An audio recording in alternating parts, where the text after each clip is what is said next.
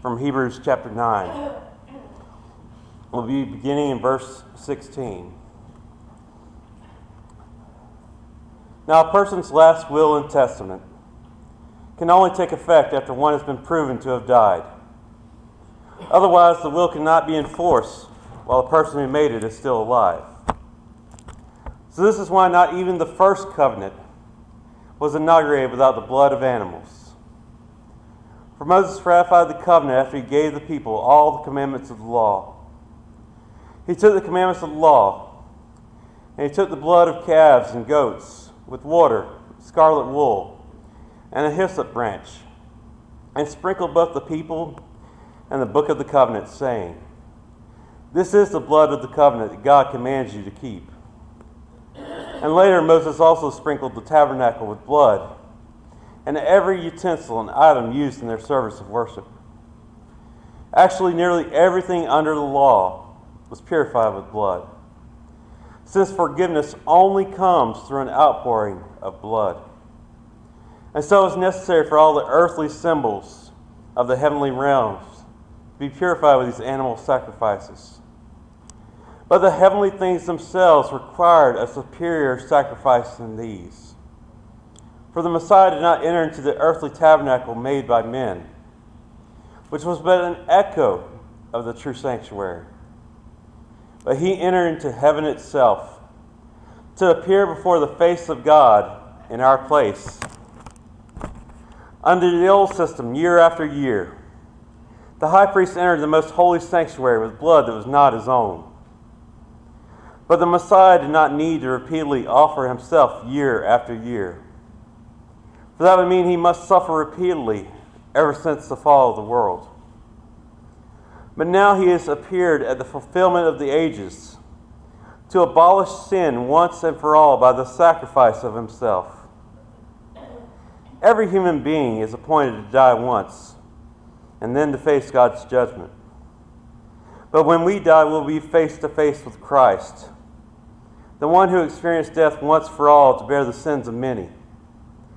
And now to those who eagerly await him, he'll appear a second time, not to deal with sin, but to bring us the fullness of salvation. These descriptions of the Old Testament covenant, if you go back and read in Exodus,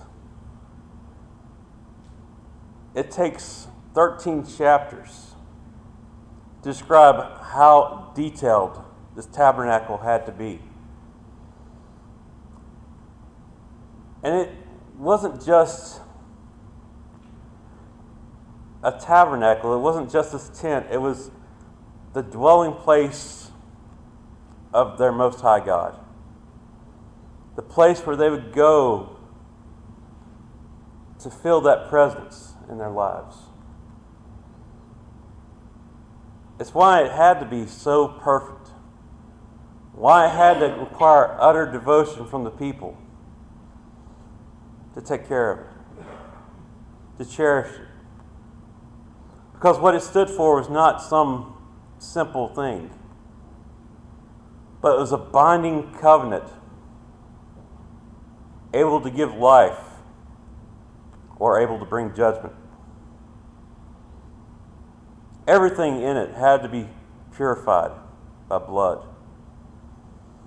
Now, this wasn't some kind of drenching of blood. This was kind of like if you've ever seen a really high liturgical service. Sometimes they will have these fans of feather like or leaves that will be just dusted with a little bit of moisture on them, and they'll throw it at the people. And that would be how he would do this with the blood. Just a simple fanning motion, throwing the blood at all of these elements, showing that they had been covered by the blood.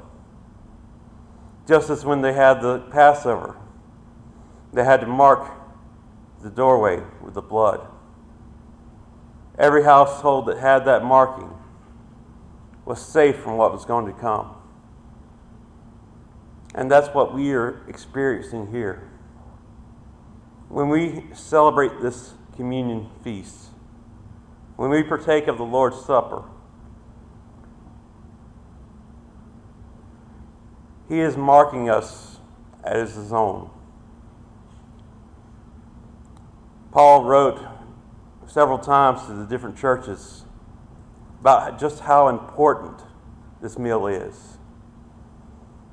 That when we approach this meal, as the invitation says, it's for those who honestly love him, who earnestly repent of their sins, who strive to live in that peace with one another. Because there's no room in the kingdom for those things which are hurtful, for those things born of anger or hate. Just as it is with the offering, Christ often spoke about money in his sermons. And he said, if you had anything against your brother and you remembered it when you got there to present your offering, leave the offering and go and be healed. Be reconnected with your brother. Take care of that which is most important. The relationship with the creations of God. As we said last week, that greatest commandment, love God with all your heart, your soul, your mind, and love your neighbor as yourself. It's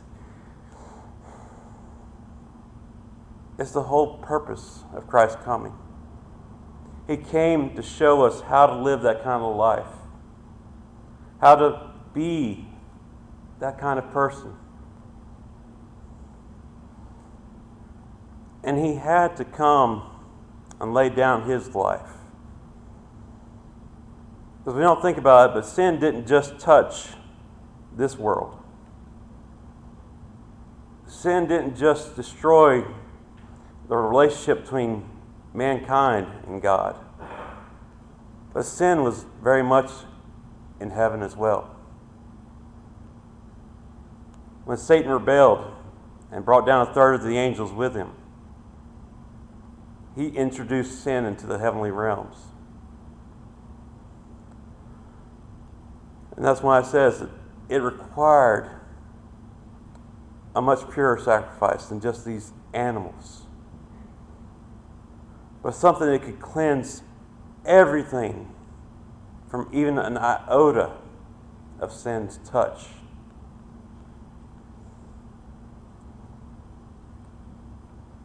And the only thing that can do that was God. The only thing that would be sufficient for that kind of harm that had been brought into the existence was God.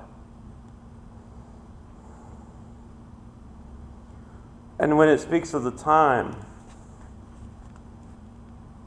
it's meaning to show that since creation, God knew what was going to happen. He knew that he was going to have to sacrifice in order to restore the balance. But that when he did so, it wasn't something that had to be repeated over and over again. But it's something that was done once to cover all of chronological time.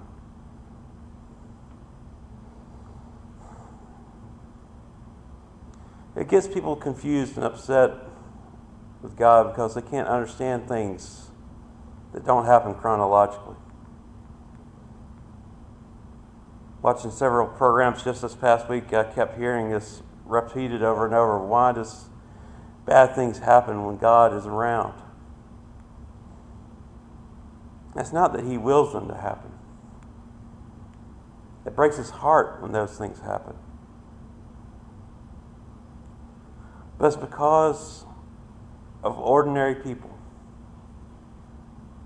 who make wrong decisions, who choose not to accept the sacrifice he made for them. Everyone loves the most well-known verse in the Bible, John 3:16. For God so loved the world that he gave his only begotten Son, that whosoever should believe in him should have eternal life and not perish. They don't keep reading the chapter. They don't see the parts that say that God didn't send his Son into the world to condemn the world, but that through him the world might be saved. To as many believe, he gives the power to become the sons of God. But to those who don't believe, they stand condemned already because they chose not to place their faith in the only begotten Son of God. It is our choice. It is not God's will. It is not his intention that any should have to die more than the ones that it's been appointed. We are mortal creatures. We have a finite amount of time on this earth. But God predestined us all for glory. It was his will, it was his intention that we should have life eternal. But he won't force it upon anyone. It has to be their free will choice.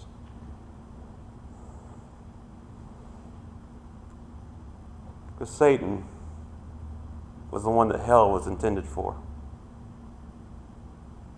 It was created for him and his angels. But for us, God increased heaven. As Jesus told his disciples, I'm going away to prepare a place for you. And that if I go away and prepare a place for you, I will return so that you can be where I am also.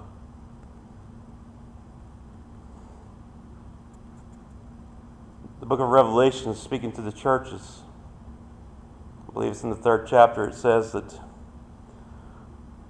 for those that stand faithful, he's going to withhold them from the pain that is to come. Just as it says here that he's going to appear a second time, not to deal with sin, but to gather his church, to bring us the fullness of salvation, the completion. Paul tells his readers that he doesn't know what we're going to look like. He doesn't know what that day is going to be exactly like. But because he knows who holds that day, he knows that we're going to be as he is. That we're going to know as we have been known. That we are going to have an eternal relationship and fellowship with one another and with Christ for all of time. That because we choose faith, because we choose to place our trust in him, we don't have to face judgment. We've had another stand in that spot in our stead.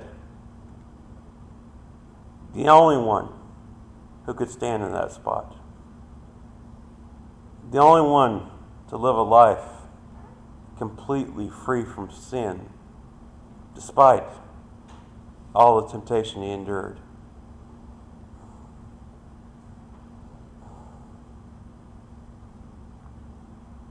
And this should be a day that we eagerly await. The churches,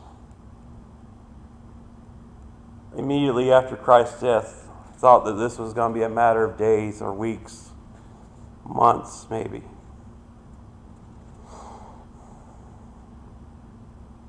But as it is with the humankind, when time began to drag on,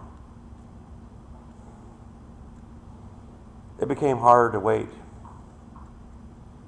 It became more likely to lose the focus that we had originally. That's why we have the 7 letters to the 7 churches. Those that leave that first love. Those that try to ride on what's correct according to the world, being neither hot nor cold. those that proclaim to have the faith, yet they don't even know the message.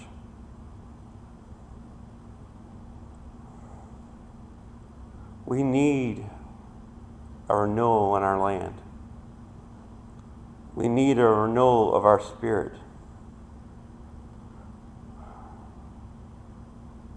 It's time to turn again to Christ. To have Him not as the afterthought, but as the first thought. To have a sense of hope and a sense of mercy and grace in dealing with others. It's easy to do that when things are going well. Yesterday we had the celebration over there in Calvary for Mule Day, and I didn't think I saw a single unhappy face among the bunch. We took some candy and passed it out along with some business cards for the church, inviting people to come join us. And everyone seemed to be really happy and thankful.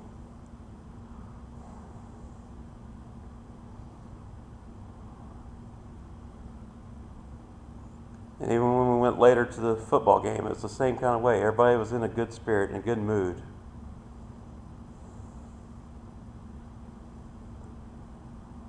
But we see all around us that those events get very well attended. Those people make those things their priorities.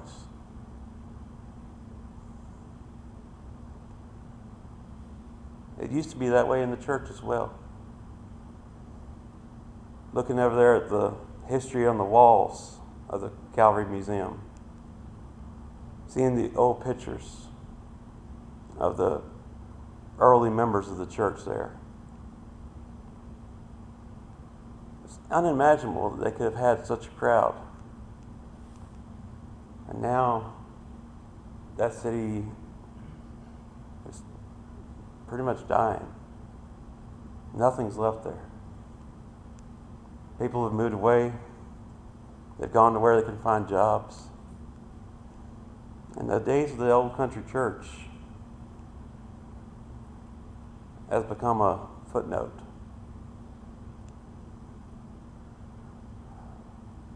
But when I read the scriptures,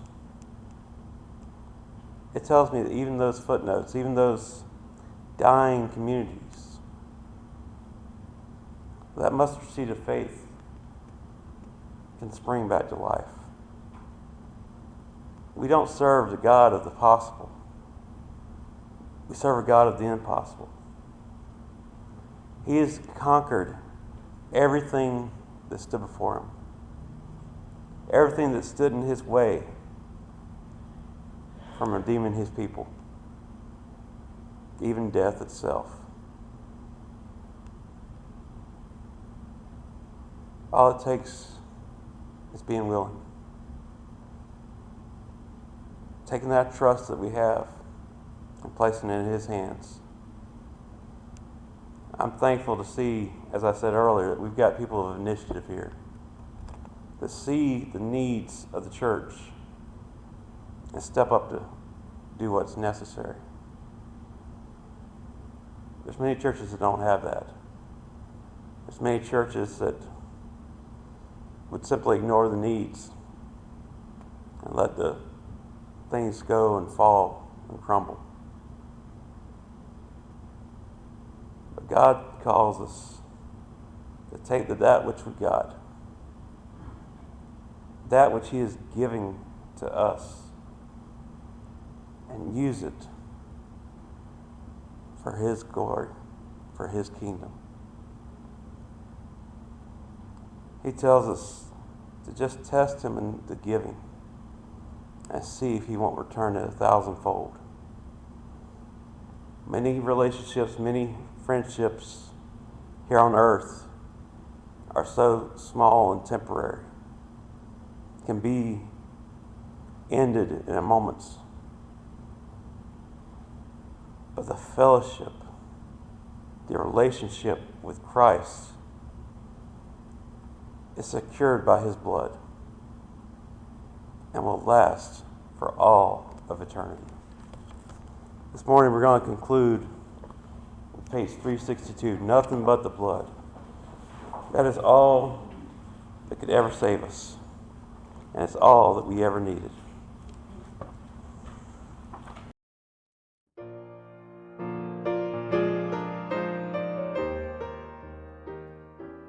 We would like to take this time to invite you to learn more about our churches by visiting us at calvarycharge.com or by following us on Facebook at Calvary Bethel Centennial. Remember that we are alive together in worship. As Ephesians 2:4-5 says, "But because of his great love for us, God, who is rich in mercy, made us alive with Christ even when we were dead in transgressions. It is by grace you have been saved."